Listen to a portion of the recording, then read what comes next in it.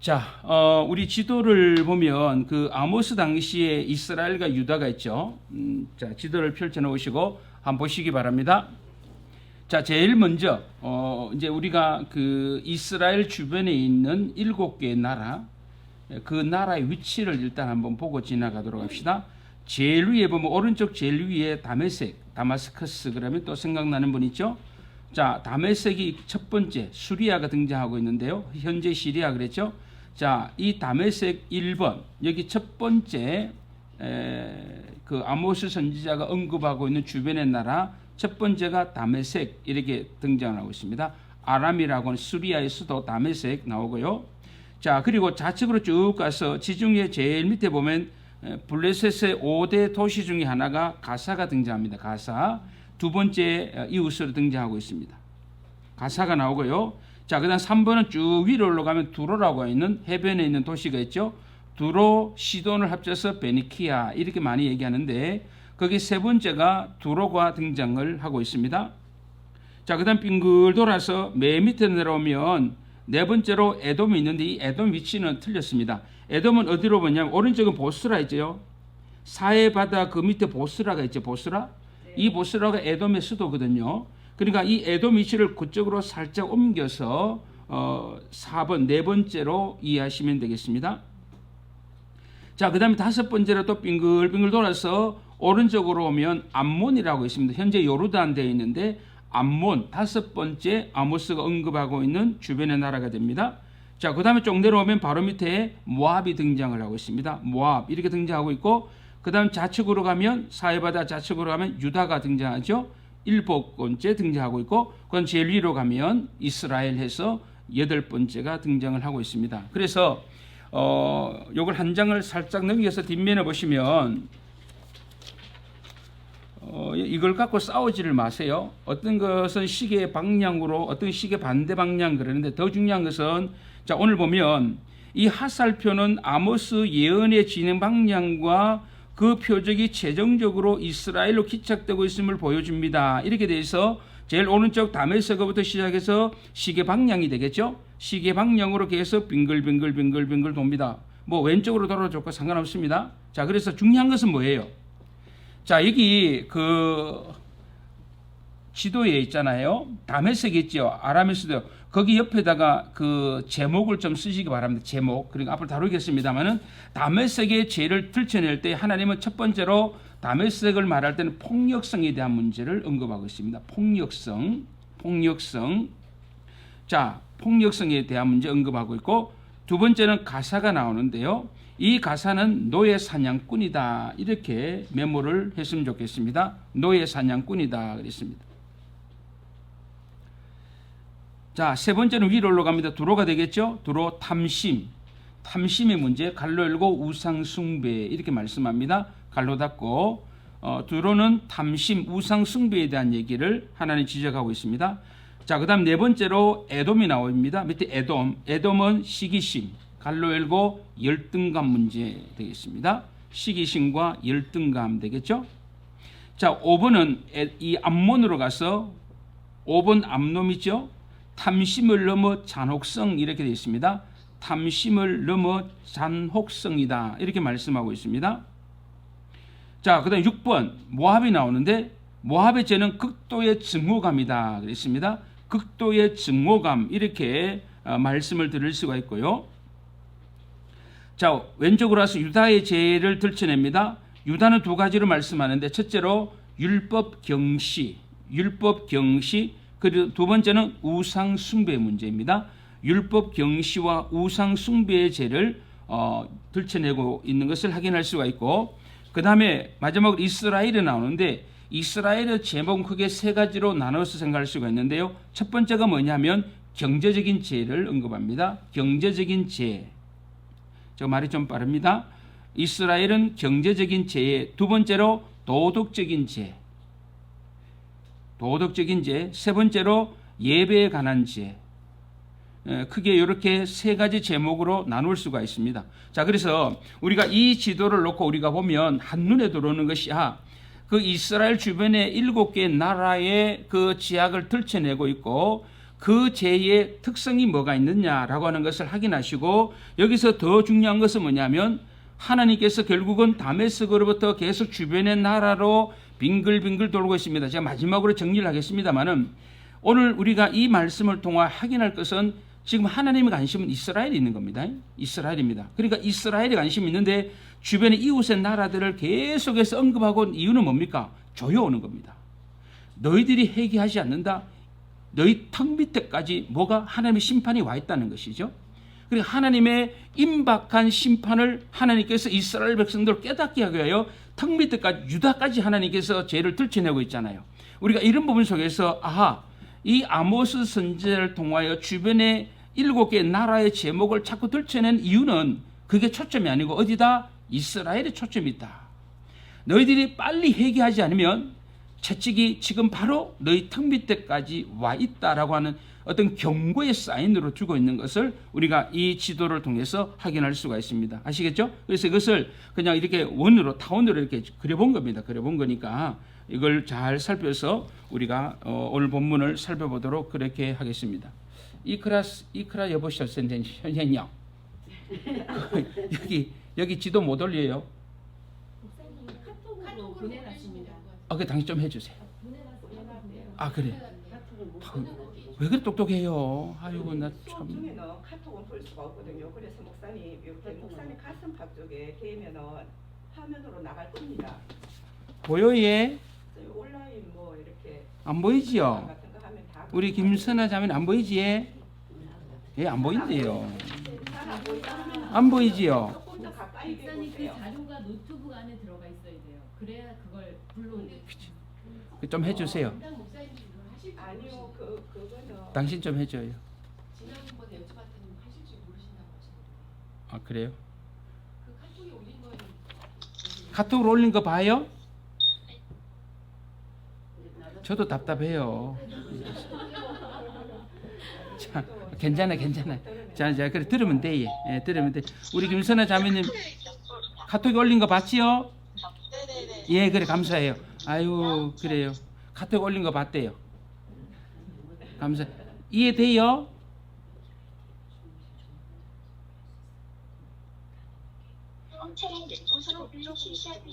항순이 성도님 이해가 되지요? 통과. 자, 그러면 우리 아모스 1장 우리가 3절 우리가 이제 3절부터 우리 한번 생각을 해 보도록 그렇게 하겠습니다. 자, 우리가 아모스 1장 3절부터 해서 2장 5절까지 우리가 2장 5절까지에 나오는 이스라엘 주변의 7개의 나라, 그 나라 그리고 그 죄에 따른 심판 이렇게 되어지는데 여기 보면 구조가 나옵니다. 구조. 다시 말해서 오늘 3절부터 해서 5절까지 구조가 나오는데 어떤 구조로 되어 있냐면 첫 번째 구조는 뭐냐면 첫 번째 구조는 하나님께서 말씀하셨다 이게 나와요. 계속 공통적으로 나오는 구조입니다. 1장 3절에서 2장 5절까지 나오는 것이 뭐냐면 하나님께서 말씀하셨습니다. 이게 나옵니다. 말씀하셨습니다. 자, 여기 보면 뭐라고 등장하냐면 3절에 여호와께서 가라사대 이렇게 말씀하고 있잖아요. 그죠? 아마르 아도나이 이렇게 나오거든요. 그러니까 여호와께서 가라사대, 그리고 6절에도 여호와께서 가라사대, 9절에도 여호와께서 가라사대. 그래서 이스라엘의 7개 주변의 나라를 언급할 때 첫 번째로 공통적 등장하는 것이 뭐냐면 하나님께서 말씀하십니다. 이렇게 말씀하죠. 자, 여기서 중요한 게 뭐예요? 이 아모스 선지자의 사역의 특징이 나오는 거잖아요. 이게 뭐냐면 아모스 선지자의 사역은 대언의 사역입니다. 하나님의 말씀의 대언자다라고 하는 것을 오늘 우리가 분명하게 이해하셔야 된다. 그래서 하나님의 대언자, 말씀의 전달자, 하늘의 사자 이렇게 얘기할 수가 있습니다. 자, 아모스는 어떤 사람인가라고 말할 때 하나님의 대언자다, 말씀의 전달자다, 하늘의 사자다 이렇게 말씀하고 있는 것이죠. 그러니까 지금 아모스가 하는 이 말은 나 개인의 말이 아니요, 누구다? 하나님의 말씀을 나는 대언하는 자로서 이렇게 말씀하거든요. 그러니까 중요한 것은 지금 아모스 선지자가 전 이 말씀의 권위는 누구로부터 주어지는 거예요? 그렇죠. 하나님으로부터 그 권위가 주어지는 거죠. 그러니까 하나님으로부터 예언과 말씀의 권위가 주어진다라고 하는 부분 속에서 아모스가 뭐 뽕나무를 재배를 하든 양을 치든 염소를 치든 그것은 별개의 문제다. 그가 어떤 직업을 가졌느냐 이건 별개의 문제고 하나님께서 보내셨고 하나님께서 입에 말씀을 주셨고 그 말씀을 나는 대언합니다라고 하는 부분 속에서 나는 지금 내 얘기를 하는 것이 아니라 하나님의 말씀을 여러분에게 전합니다라고 하는 부분 속에서 아모스는 철저하게 자기 자신을 뭐라고 말합니까? 나는 하나님의 말씀의 대언자라고 하는 사실을 계속 얘기하는 겁니다. 하나님이 가라사대 하나님이 가라사대. 근데 이게 신약으로 놓으면 예수님께서 이렇게 얘기하든가 안 하든가요? 예수님은 그렇게 말씀하셔요? 예수님이 말씀하십니다. 하나님이 가라사대 이 얘기 안 합니다. 예수는 항상 I saying. 그러니까 예수는 항상 내가 이렇게 말씀해요. 이해되죠? 구약의 선지자는 철저하게 말씀의 대언자지만 예수님이 로고스로 말씀이 오셔서 예수님이 직접 말씀하는 것이 내가 너희에게 가라사대 내가 진실로 너희에게 이르노니 달라지는 거죠. 구약은 언제나 선지자들은 하나님이 이렇게 말씀하셨고 나는 이렇게 말씀을 대언합니다. 항상 하나님의 권위를 갖고 전하는 거죠. 근데 예수님은 내가 진실로 그래. 내가 아멘, 내가 너희에게 말을 이게 나오잖아요. 우리가 이러한 모습들을 통해서도 예수님께서 말씀이 되시고 예수님이 하나님이 되신다는 사실을 우리가 충분히 알 수가 있습니다라고 하는 거예요. 그래서 오늘 여기서 오늘 이 아모스 1장 3절부터 나오는 이 구조를 볼 때 이 구조의 특징이 첫 번째가 하나님이 말씀하신다. 그래서 말씀의 권위는 내가 아니라 하나님으로부터 주어집니다. 그래서 이런 교회에서 목사가 말씀을 전하잖아요. 저는 그렇게 생각합니다. 성도들이 하나님의 말씀을 얼마나 존귀 여기고 사랑하느냐에 따라서 목사에 대한 관계가 달라진다고 생각해요. 하나님의 말씀 가볍게 생각하고 그 말씀의 권위를 좀 죄송합니다. 우습게 생각하면 하나님의 말씀을 전하는 목사는 안중에 없습니다. 그러니까 교회는 하나님의 말씀의 권위를 존귀 여긴 사람들이 목사의 권위를 존귀 여깁니다. 어쩔 수 없어요, 그건. 그래서 오늘 여기서도 아모스는 이스라엘 교회에 가서 말씀을 전하지만 철저하게 하나님이 보내셨고 하나님이 말씀하셨고 나는 하나님의 말씀을 대언합니다. 이것을 계속 말씀하고 있다는 거죠. 그래서 오늘 여기서 우리가 첫 번째로 짚고 넘어갈 것이 오늘 여기 나오는 하나님이 가라사대라고 하는 것입니다. 두 번째 구조가 뭐냐면 두 번째 구조가 계속해서 등장하는 것은 뭐냐면 오늘 말씀이 뭐라고 합니까? 보시기 바랍니다. 3절에 이렇게 말씀을 하고 있습니다. 다메섹이 뭐라 그랬어요? 서너 가지 그랬죠? 서너 가지제 이게 나오죠. 이게 또 계속 흘러나옵니다. 서너 가지. 그러니까 뭐 여기 나오는 다메섹이나 가사나 암몬이나 에돔이나 할 것 없이 계속 등장하는 것이 뭐냐면 뭐뭐의 서너 가지 죄로 인하여 이게 계속 반복이 나오거든요. 자, 여기 오늘 우리의 촉을 딱 꽂아야 됩니다. 자, 여기 잘 보세요. 자, 다메섹의 서너 가지 죄로 인하여 내가 그 벌을 돌이키지 않겠다. 다메섹의 서너 가지 죄 이렇게 말씀하는데 이것을 히브리 원문으로 그대로 번역을 해보니까 이렇게 번역할 수 있어요. 다메섹의 세 개의 죄로 인하여 그리고 네 개로 인하여 이렇게 말씀합니다. 별 차이 못 느끼겠죠? 자, 다메섹의 세 개의 죄로 인하여 그리고 네 개로 인하여 내가 벌을 돌이키지 않 이라거든요. 이게 뭐냐면 여기 잘 보셔야 됩니다. 오늘 이 말은 뭐냐면 세 가지 혹은 네 가지의 죄. 그러니까 세 가지 네 가지 합이 얼마예요? 오, 상당합니다. 오늘 여기서 아모스 말하는 것은 너희들이 7가지 죄 때문에 내가 벌을 내린다. 이게 아니고 자, 여기서 중요한 것은 뭐냐면 잘 보시기 바랍니다. 여기 세 개의 죄로 인하여 그리고 네 개로 죄 이 말은 뭐냐면 세 번, 네 번 거듭 반복하는 죄 이렇게 이해할 수가 있습니다. 세 번, 네 번 거듭 반복하는 죄 이렇게 말씀을 하고 있는데 자, 여기서 기억합시다. 3. 이 3이라고 하는 것은 있잖아요. 3. 이 3이라고 하는 숫자가 있는데 이 3이라고 하는 이 숫자는 항상 뭘 이해하냐면 조금 더 제가 설명할게요. 이건 따라합시다. 완전수에다가 하나를 더하면 어떻게 된다? 완전한데 또 하나를 더하잖아요. 이 말은 뭐냐면 다메섹의 죄가 많아도 뭐요?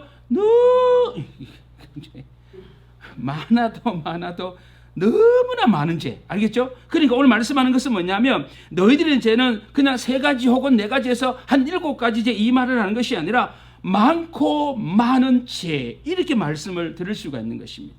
많고 많은 죄. 그러면 우리가 이 부분을 같이 한번 보겠습니다. 우리가 출애굽기 20장 5절을 보면 하나님께서 언약의 10마디 10계명을 주시면서 뭐라고 말합니까? 이런 말씀이 우리가 출애굽기 20장 5절에 등장을 하고 있는데요. 여기 보면 이렇게 나옵니다. 뭐가 나오냐면 잘 들어보시기 바랍니다. 5절에 이렇게 말씀합니다. 나를 미워하는 자의 죄를 갚되 아비로부터 아들에게로 3, 4대까지 이르게 3, 4대까지 3, 4 등장합니다. 서너 가지 이렇게 등장하는 것처럼 3, 4라고 하는 것이 여기 등장하고 있는데요. 또 하나 보겠습니다. 이것은 찾아보겠습니다. 잠언으로 가겠습니다. 잠언. 자, 구약성경 욥기 시편 잠언에 나오는데, 자, 잠언 30장으로 가서 한번 보겠습니다. 자, 잠언 30장 18절로 가겠습니다. 자, 잠언 30장 18절 같이 한번 읽어봅니다. 시작. 내가 심히 기이 여기고도 깨닫지 못하는 것 서너시 있나니, 이렇게 말씀합니다. 자, 그 다음에 21절 시작. 세상을 진동시키며 세상으로 견딜 수 없게 하는 것 서너시 있나니, 이렇게 말씀하고 있습니다. 자, 그 다음 29절로 갑니다. 29절 시작. 걸으며 잘 걸으며 위풍 있게 다니는 것 서너시 있나니, 이렇게 말씀하고 있거든요. 그러니까 어려운, 그러니까 우리가 말씀은 서너 가지라고 하는 3, 4라고 하는 3개 그리고 4개라고 하는 이런 의미가 성경에 여러 곳이 나오더라 이 말이죠. 자, 그래서 우리가 읽을 것은 뭐냐면 하나가 지나갑니다. 둘이 옵니다. 둘이 지나고 셋이 옵니다. 그리고 계속해서 그리고 3번, 4번 그리고 계속해서 이렇게 되어지는 것이거든요. 그리고 여기서 강조하는 것은 뭐냐면 따라합시다. 고질병. 그리고 여기서 우리가 서너 가지 죄의 문제를 얘기할 때는 뭐냐면 다메섹도 그렇고 주변의 모든 나라의 죄는 상습범이라고 합니다. 그러니까 뭐가 됐냐면 체질화, 반복적인 죄, 습관적인 죄, 체질화되어진 죄, 이렇게 이해하시면 됩니다. 알겠죠? 그리고 한마디로 말하면 상습범을 말합니다. 상습범. 그러니까 뭐 서너 번에서 한 뭐 7번 정도, 이 정도의 문제가 아니고 지금 다메섹을 비롯하여 주변의 7개 나라 모든 죄는 뭐냐면 상습범이에요. 아주 체질화되어 있는 고질병이다라고 하는 사실을 말씀하고 있고, 도대체 너희들은 고칠 가능성이 없습니다. 그래서 하나님께서 드디어 뭐 해야 된다? 심판하실 수밖에 없습니다라고 하는 것을 이런 표현을 통해서 우리에게 말씀해 주고 있다라고 하는 것입니다. 우리는 그래요. 우리가 하나님의 심판을 얘기하면 항상 하는 말이 있는데, 우리 하나님의 심판 그러면 교회는 벗어나 자꾸 우리는 세상을 향해요. 우리 하나님은 저 불경건한 세상을 심판하신다. 우리 예수 믿는 사람은 늘 그런 의식을 갖고 있거든요. 우리는 하나님의 심판은 나와 상관없는 걸로 자꾸 생각을 많이 해요. 그래, 뭐 나는 예수 믿고 나는 교회 안에 있으니까 나는 저 세상에 불경건한 사람들이 심판을 받고 그들이 하나님의 징벌을 받는 것이지, 내가 뭐 벌을 받고 무슨 교회가 무슨 벌을 받고, 항상 하나님의 심판은 나와는 상관없는 걸 많이 생각해 우리는. 근데 오늘 이 말씀 보면 하나님 뭐래? 야, 너 뭔 소리 하고 있냐 이 말이에요. 오늘 우리가 이 말씀을 보면 심판이라고 하는 것은, 하나님의 임박한 심판이라고 하는 것은 저 불경건한 세상 당연합니다. 근데 하나님의 심판은 어디를 향하고 있습니까? 교회라고 하는 거죠. 우리 신자예요. 그래서 마태복음 13장에 교회 안에 뭐가 있다 그랬어요? 알곡과 또 뭐요? 좋은 물고기와 나쁜 물고기 있다 그랬잖아요. 그래서 그물을 쳐서 물고기를 잡았어요. 가득 잡았습니다. 너무 무거워요. 그래서 해변가에 가지고 와서 거기서 드디어 뭐합니까? 좋은 물고기와 나쁜 물고기를 가르잖아요. 그럼 우리는 이런 부분 속에서 하나님의 심판은 나와는 상관없는 걸로, 언제나 저 불경건한 세상, 예수님은 저 세상이 저들이 불바다가 되고 이런 생각으로 많은 생각, 오늘 말씀 보면 그게 아니고 하나님의 심판은 뭐예요? 교회도 여전히 하나님의 심판에 뭐가 대상이 됩니다. 교회도 안전지대가 아니다라고 하는 거죠. 왜? 우리 교회 안에, 가시적 교회 안에 항상 좋은 물고기와 나쁜 물고기 있다는 것이고, 알고가 가라지가 있다는 그 사실 속에서 나도 예외가 아니고 교회도 예외가 아니고, 이런 부분 속에서 하나님은 뭐예요? 이스라엘 주변의 나라를 통해서 뭡니까? 교회를 향하여 경고 사인을 보내고 있는 겁니다. 너희들도 동일하다는 거예요. 너희들도 동일하게 하나님 앞에 죄 그리고 심판이라고 하는 사실을 분명히 얘기하면서 심판이라고 하는 것은 나와 교회와는 상관없는 걸로 생각하면 안 된다 이 말이에요. 항상 교회, 항상 예수 믿는 신자 앞에 있는 목사도 마찬가지라고 하는 것이죠. 이런 부분 속에서 우리는 하나님의 이런 심판에 대한 말씀을 들을 때마다 우리 자신들이 정말로 그래서 빌립보서 2장에 보면 두렵고 떨림으로 뭐라 했어요? 너희 구원을 좀 빨리 얘기 좀 해줘요. 다 하는데 두렵고 떨리면 너희 구원을 그래요. 거기서는 그 이루라는 게 시제가 과거의 현재의 미래예요. 에이, 어느 교회 다니셔요? 됐어요. 우리는 제가 얘기하죠. 우리는 구원을 받았습니까? 항상 과거 시제를 물어봅니다. 거기 있으면 안 돼요. 성경 그게 시작이에요. 우리가 예수를 믿고 구원받았다는 것은 구원의 완성을 향하여 구원의 골을 향하여 가는 출발이 구원의 시작이 거기 시작이 되는 거예요. 그 성경은 구원을 과거 시제로 설명하고 현재 시제로 설명하고 뭐요? 미래 시제로 설명하죠. 그럼 당신은 그래 구원받았다고 뭔 구원을 내한테 물어보느냐 확인을 해봐야 돼요. 두렵고 떨지 말고 알겠어요? 당신은 뭔 구원을 얘기하고 있느냐. 그래서 성경은 항상 신분적 구원이라고 하는 구원을 과거 시제로 설명합니다. 너는 예수 그리스도 하나님의 자녀가 되었다고 하는 구원의 과거 시 너는 구원 받았다. 에베소서에 많이 등장합니다. 너는 구원을 받았다라고 말씀하는 거예요. 두 번째는 뭐냐면 빌립보서 2장처럼 두렵고 떨림을 이루어갈 구원, 즉 지금 구원을 받고 있는 거예요. 구원의 현재 시제. 이거는 성화론적인 구원이라고 말하잖아요. 우리는 그러니까 구원을 받았습니다라고 끝나는 것이 아니라 우리가 구원을 받은 자로서 어떻게 살아가고 있느냐. 그래서 두렵고 떨림으로 계속 우리의 구원은 이루어가야 될 문제라고 말씀하잖아요. 세 번째가 뭡니까? 구원은 로마서 5장에 보면 구원은 미래 시제로 많이 씁니다. 이건 앞으로 완성되지 영화로서의 구원을 말하는 것이죠. 그래서 성경이라고 하는 것도 구원도 세 가지 시제를 통해서 우리에게 말씀한 너는 구원받았습니다. 하나님의 자녀가 되었다. 끝. 이게 아니고 우리 조금 전에 이미경 성도님이 말씀하셨던 것처럼 구원받은 신자가 세상에 나가서 부끄러운 삶을 살면 안 된다 이 말이죠. 뭔지 이해됩니까? 부끄러운 삶을 살지 말아라. 그래서 두렵고 떨림으로 구원을 이루어가야 된다. 오늘 우리가 이 말씀 볼 때도 마찬가지란 말이죠. 나는 심판에서 예외, 나는 교회는 심판에서 예외, 이게 아니고 요한계시록에 나옵니다마는 우리 모두는 하나님 심판대에 다 서야 될 자들이다. 이걸 늘 기억해야 돼. 그리고 우리가 이런 부분들 속에서 오늘 3개의 죄로 인하여 또 4개의 죄 이렇게 말씀하고 있는데 결국은 오늘 다메섹도 마찬가지지만 이들은 체질화되어 아주 죄를 짓는데 최적화되어 있는 몸이라고 하는 거지. 알겠죠? 죄를 짓는데 아주 최적화되어 있어요. 죄 진짜 잘 지어요. 얼마나 잘 짓는지 뭐예요. 그럼 몸에 완전 체질화되어 있는 거 습관은 뭐 애쓸 필요 없어요. 그냥 자동이에요. 죄 짓는 게. 오늘 여기서 말씀하는 바로 서너 가지 죄라고 하는 것은 그런 의미로서 상습범이다 지금. 이들은 상습범이에요. 죄에 대해. 그래서 하나님 위에는 방법이 심판 이외에는 방법이 없습니다 라고 하는 것을 우리는 기억을 하셔야 된다라고 하는 것입니다. 자, 그리고 여기 보세요. 우리가 이 서너 가지 죄라고 그랬는데 우리가 이 죄에 대하여 하나님께서 심판하신다 이렇게 말씀하고 있는데 지금 이 부분 속에서 우리가 놓치지 말 것은 뭐냐면 지금 하나님은 이 아모스 선지자를 통하여 이스라엘 교회에 준 사인이 뭐냐면 하나님의 심판의 임박성이거든요. 유다라고 하는 바로 턱 밑에까지 와 있어요 지금. 그 하나님의 심판의 임박성에 대한 문제를 언급하고 있는데 문제는 오늘 이 시대를 살아가는 많은 그리스도인들은 더 이상 하나님의 임박한 심판에 대해서 우리는 뭐예요? 별로 관심이 없다. 우리 하나님의 임박한 심판의 설교 이 부분에 대해서 글쎄요. 우리 솔직히 지난번에 말씀드렸습니다마는 교회 안에서 내 죄를 지적하는 게 별로 안 좋습니다. 우리는. 그리고 그 죄에 따른 심판 더더욱 마음에 안 들어 한다는 것이죠. 오늘 교회 예배가 전부 다 예배 시간에 간증하고 막 이런 걸 자꾸 끌고 가는 거예요. 참 아쉬운 부분들이 많이 있는데요. 자, 그래 우리가 이런 부분들 속에서 우리가 성경이 말씀하고 있는 것은 우리가 언약이라고 하는 것은 있잖아요. 항상 언약이라고 하는 것은 우리가 언약이라고 하는 것은 양면성이 있잖아요.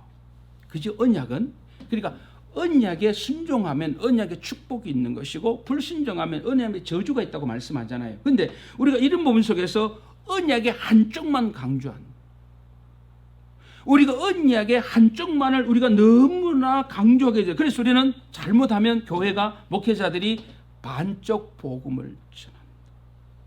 반쪽 복음이 뭐예요? 심판에 대한 말씀을 전하지 않는 거죠. 예수를 잘 믿으면 복을 받습니다. 아멘입니다. 그런데 뒤집어서 우리가 언약의 약속에 불순종하면 심판을 받는다고 하는 것도 전해야 되는데 우리는 이 복음의 한쪽 면을 너무 강조를 많이 합니다. 그래서 복음의 한쪽을 너무 강조하다 보니까 뭐가 사라져버렸냐? 하나님의 말씀의 심판의 역할과 기능이 사라져버렸다. 이것이 반쪽 복음이다. 이것은 온전한 복음이 아니라고 하는 것을 우리는 기억을 하시는 겁니다. 우리가 목회자들이 정말로 성도들을 사랑하고 영혼을 사랑한다면 항상 언약의 말씀을 전할 때 이 양면성의 문제를 꼭 생각을 하고 말씀을 전해야 되는데 오늘 이런 부분들 속에서 우리는 체질적으로 싫어한다 이 말이죠.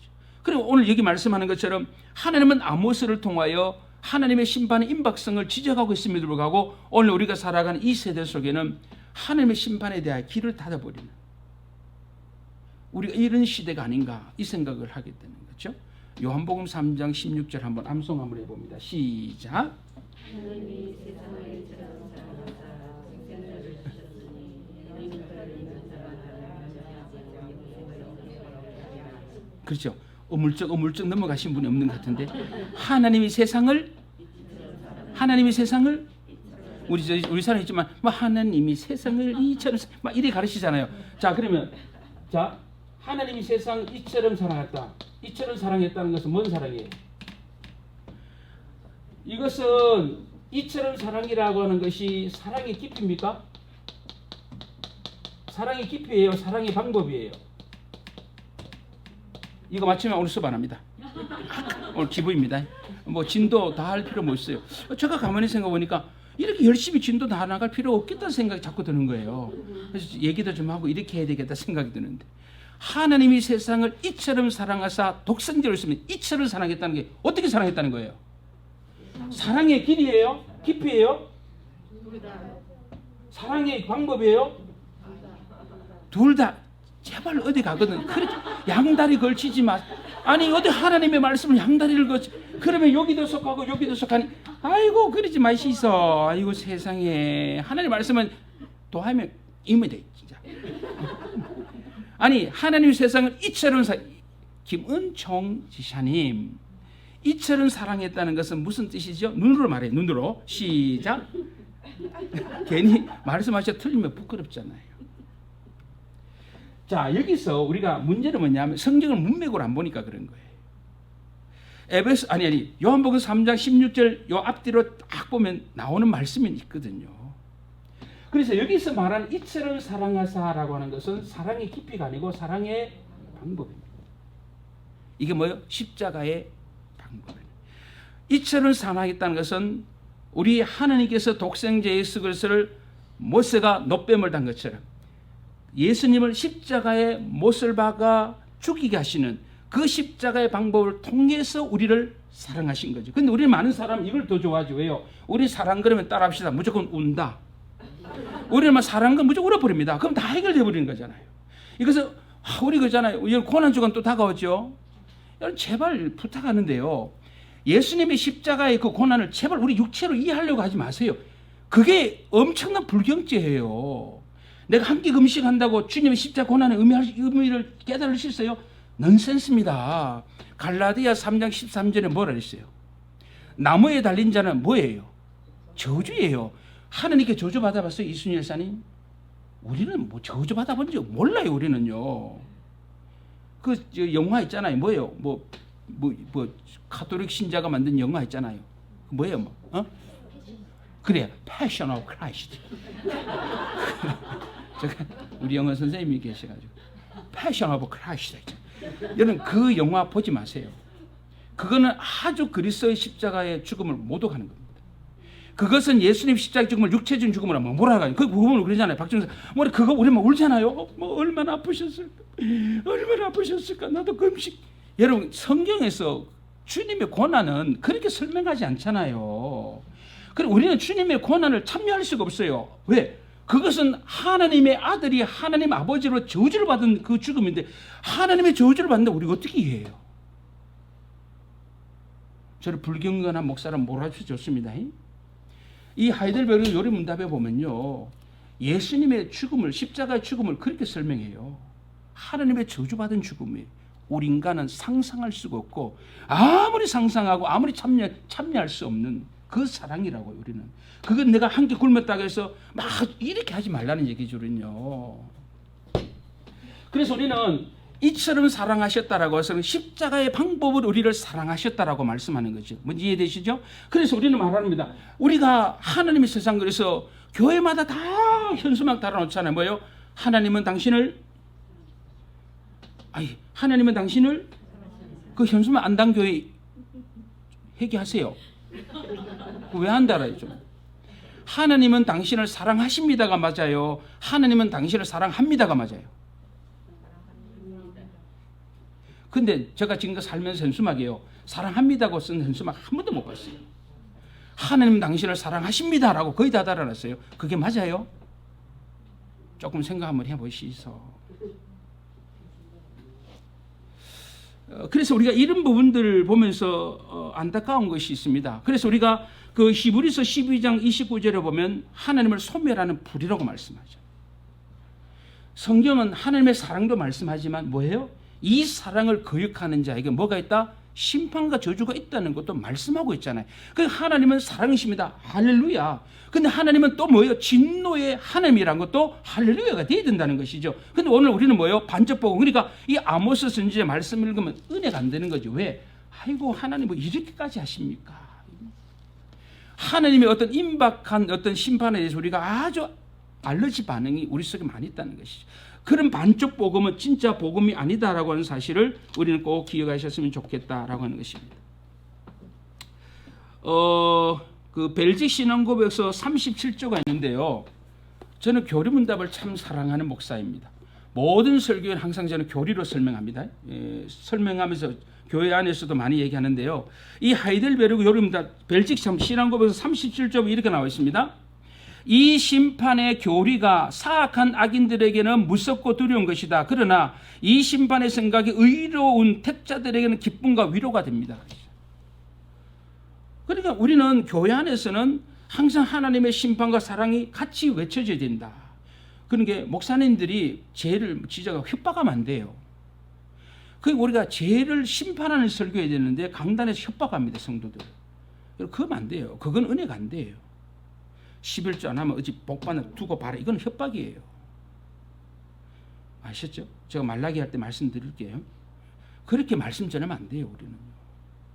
그래서 우리가 하나님의 말씀의 대언자라고 하는 것이 얼마나 두려운 자리인지를 알고 우리 하나님의 말씀을 전할 때 정말 두렵고 떨림으로 전해야지 마치 그러면 안 된다 이 말입니다. 이런 부분들. 그래서 우리가 성경은 적어도 하나님의 공의와 하나님의 사랑 이 이성이 하나님의 공의와 사랑이라고 하는 그것을 우리가 꼭 기억하셔야 된다라고 하는 것입니다. 자, 오늘 여기서 서너 가지 죄에 대한 문제가 나오는데요.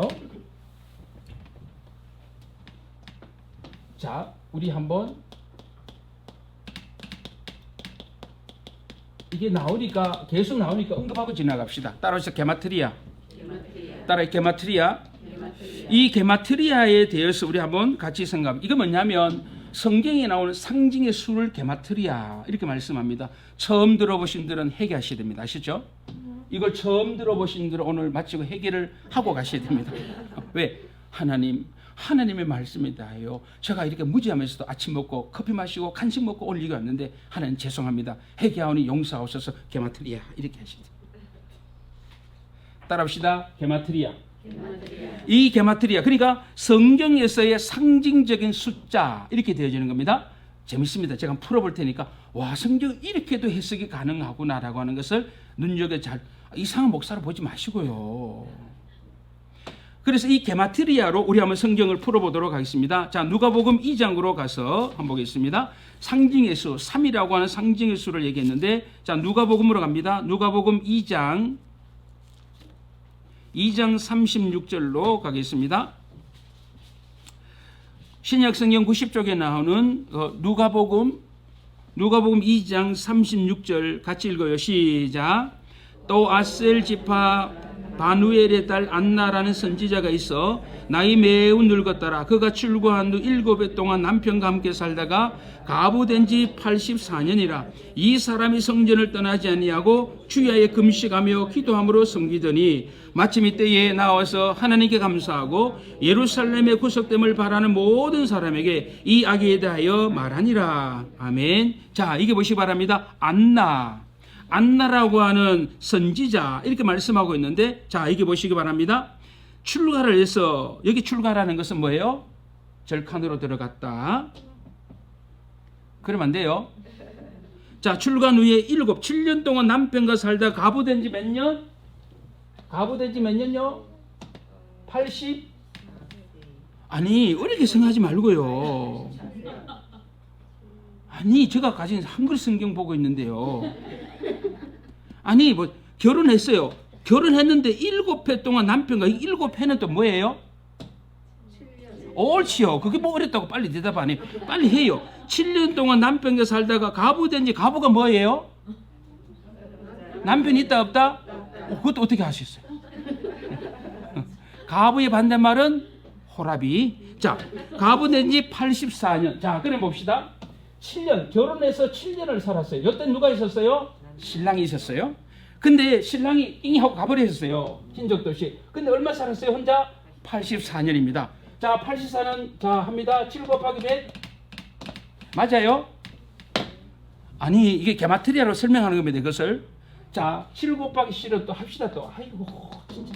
2, 7, 24. 하나 올라가고, 7, 1, 7. 맞잖아요, 84.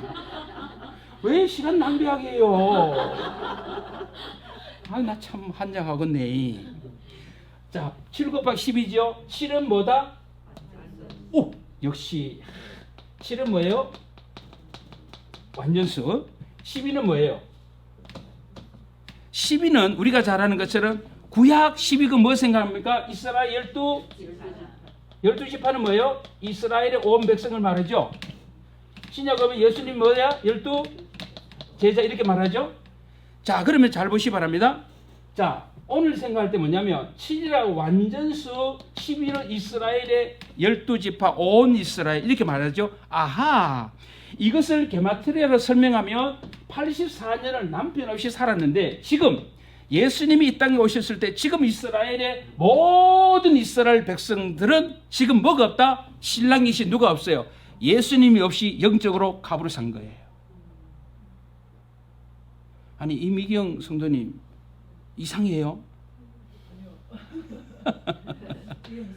그렇죠. 이게 이제 이게 3이라고 하는 제가 얘기를 나와서 그러는데, 제가 몇 가지 풀면 이해가 될 겁니다. 그러니까 이 안나의 어떤 모습을 통해서 알아야 될 것은, 우리 설교자들이 항상 조심해야 할 것은 뭐냐면, 성경의 한 사람의 계율을 다룰 때 이 계율을 통해 이스라엘 전체를 보여주는 게 있거든요. 뭔지 이해돼요?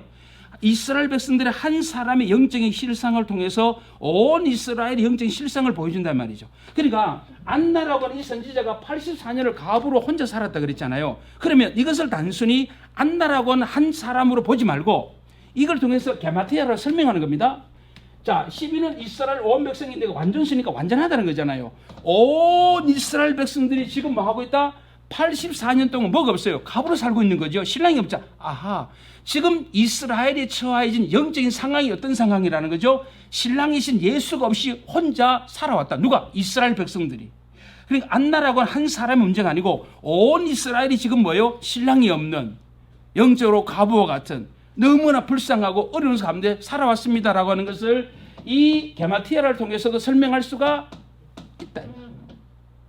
이거 처음 들어봐요. 이상한 어느 교회 다니셔요? 저는 그게 궁금해요. 목사님 누구세요? 장로님은 누구세요? 뭔지. 자, 그럼 우리가 하나를 더 설명해 보도록 하겠습니다. 자, 계시록 갑시다. 계시록. 아, 계시록은 다 배웠으니까. 자, 요한계시록 13장. 요한계시 13장 마지막 18절을 같이 보겠습니다.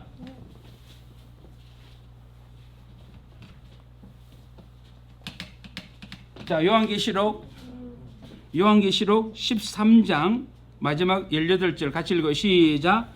지혜가 여기 있으니 총명이 있는 자는 그 짐승의 수를 세어보아라. 그 수는 사람의 수니 얼마다? 그 다음에 17절에 보시고 17절 누구든지 이 표를 가진 자 외에는 매매라는 것에 동글라미를 크게 치시기 바라고요. 매매 그래서 표. 이 표는 짐승의 이름이나 짐승 그 이름의 수다 이랬죠. 그 수를 세어보니까 사람의 수인데 얼마나 그랬어요? 666이에요. 참 제가 고3 때 저기 학력고사 치고 나서 휴가라는 영화를 봤는데 얼마나 울었는지요. 지금 와서 보니까 왜 울었는지를 잘 모르겠는데 이거 바코드 아닙니다. 오해하지 마세요. 왜 제가 이 얘기하냐면 여기 앞에 매매라는 단어가요. 많은 목회자들이 이 설명을 잘못하고 있어요. 여기 매매는 경제적인 용어가 아니에요. 이 매매라고 하는 단어. 그러니까 666이라고 하는 바코드가 될 수 없는 이유가 뭐냐면 여기 17제라는 매매라고 하는 이 단어 때문에 그렇습니다. 이 매매, 이 아고라조라 그러거든. 아고라조. 헬라어로 아고라조, 아고라조 얘기거든요. 아고라조거든. 아고라조. 이건 뭐냐면 경제적으로 매매하는 거 사고 팔고 문제가 아니고요. 여기서 매매는 종교적인 의미입니다. 종교적인 겁니다. 그러니까 바코드가 될 수 없는 이유가 여기 있는 거예요. 이단들이 뭐 칩을 얘기하고 바코드에 뭐 스물수다 그거 아무 상관없는 거예요. 이걸 설명할 시간 아니고요. 그러니까 여기서 매매라고 하는 이 단어가 뭐다? 경제적인 용어로서 매매가 아니고 종교적인 용어입니다. 아시겠죠? 그러려면 칩은 얘기할 거 없고 바코드 얘기할 필요가 전혀 없다. 그러면 이제 666입니다. 빨리 합시다. 좀 진행하기 위해서 666은 600 플러스 60 플러스 뭐예요? 오, 말했죠? 자, 600은 뭐예요? 6 곱하기 뭐예요? 오, 맞아요. 그 다음 6 곱하기 뭐예요? 10 곱하기? 맞아요. 60은 뭐예요? 10이죠? 6이잖아요. 자, 그럼 보십시오. 6은 뭐예요?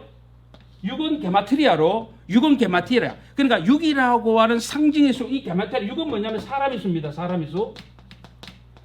사람이 아니고 사람의 수예요. 이건 뭐라 그랬죠? 완전수. 근데 여기서 완전수라고 하는 것을 우리가 꼭 기억해야 되는데 뭐냐면 자, 여기서 10이라고 하는 우리 아까 3이라고 하는 완전수를 얘기했잖아요. 여기서 10이 나오고 자, 여기서 봅시다.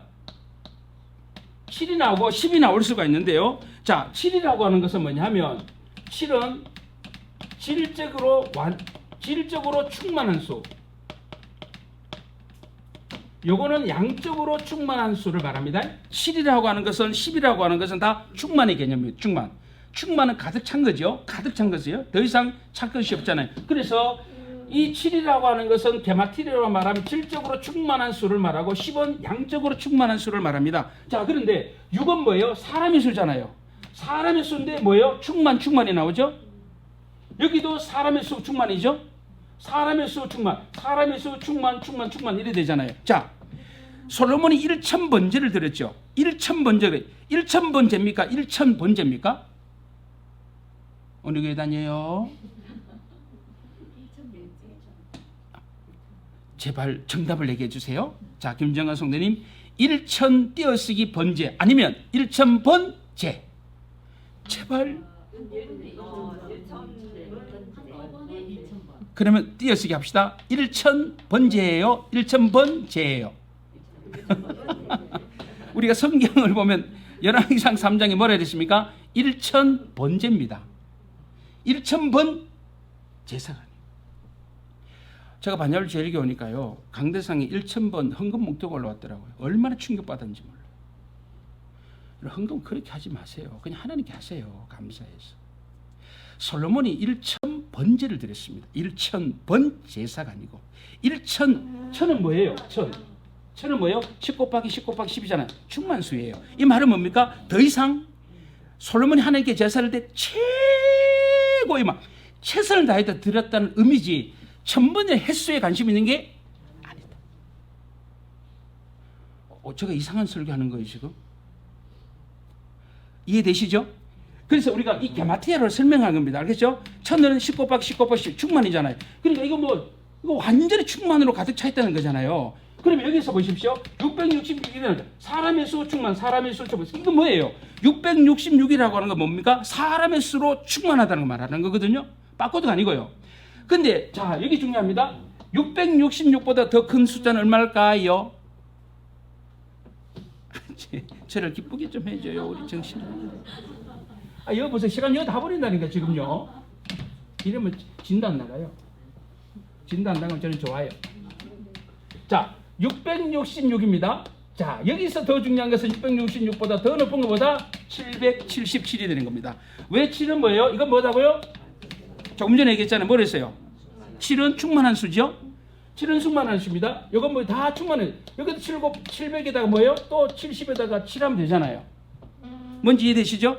그러니까 여기 중요한 것은 뭐냐면 자 오늘 666이라고 이 게마트리아를 통해서 알 수 있는 것은 사람이 아무리 똑똑하고 아무리 능력이 있어도 절대로 뭐는 안 된다? 777은 안 돼요.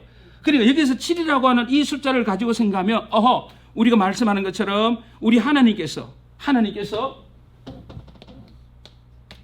자 7을 얘기할 때 아까 얘기했죠. 뭡니까? 7적으로 했죠? 그죠? 또 7이라고 하는 것 또 뭡니까? 이것은 또 하나님의 수 이렇게 말씀을 할 수가 있습니다. 7이라는 것도 하나님의 수라고 말씀할 수 있거든요.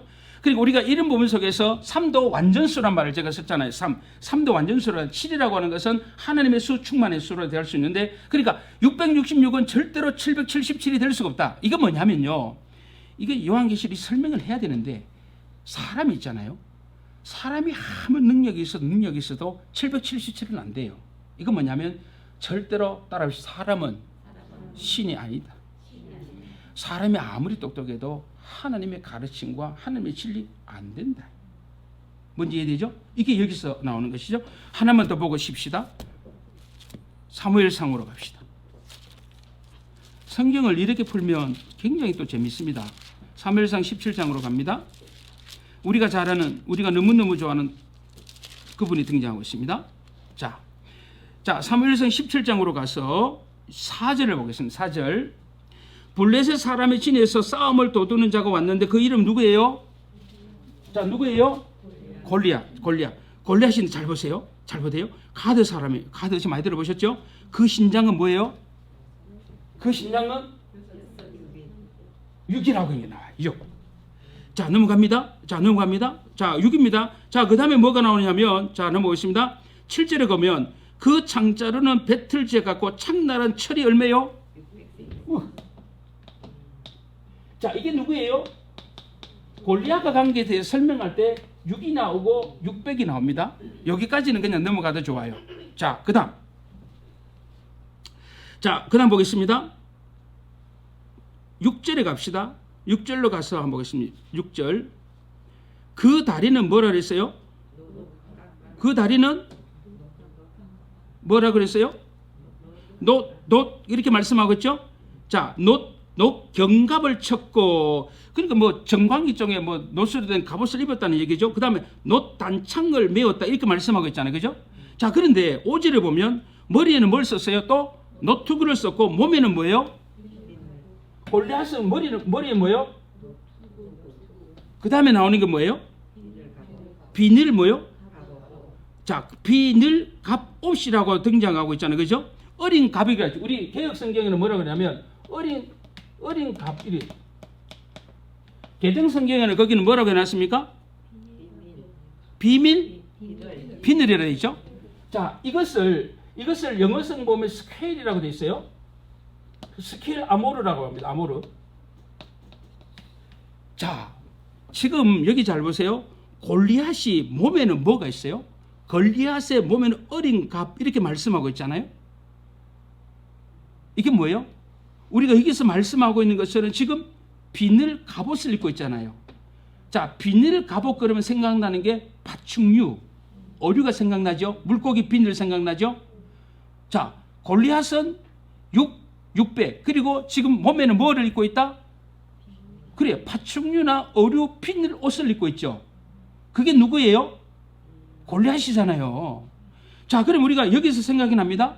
이 골리앗이 누구하고 싸워요? 다윗의 손에는 뭐가 있었다? 문맷돌이 있었어요. 그거 몇 개가 또 싸우지 마세요. 자 문맷돌이 있었습니다. 빙글빙글 뭐 3번 던졌나 5번 것도 싸우지 말고요. 해서 던졌어요. 어디 맞았어요?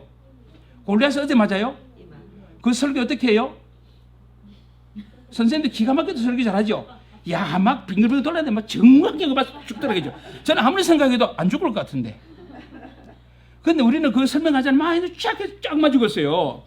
그런데요, 성도 여러분, 이걸 볼 때 창세기 3장 15절 생각 안 나요? 안 나요? 이상하네. 자, 계시록 12장 봐요. 요한계시록 12장. 요한계시록 12장 9절. 자, 계시록 12장 9절. 자, 요한계시록 12장 9절 시작. 큰 용이 내어 쫓기니 뭐요? 옛뱀, 마귀, 사단, 온 천하를 깨는 자. 여기 보니까 옛뱀.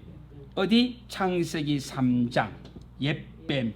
뱀은 비닐 옷을 입고 있다, 안 입고 있다? 입고 있다. 근데 이 옷을 누가 입고 있어요? 골리앗이 입고 있더라. 그러면 아니 얼굴에 반응이 안 와요. 이 정도 했는데 아니 이 정도 얘기하면 뭔가 와서 막 화장실 가야 되는데 깨달아가지고 지금 골리앗은 지금 뭘 입고 있어요? 옛뱀 비닐을 갑옷을 성경이 왜 이렇게 표현했을까요? 우연은 아닙니다. 지금 이 골리앗은 옛뱀 비닐 갑옷을 입고 있어요.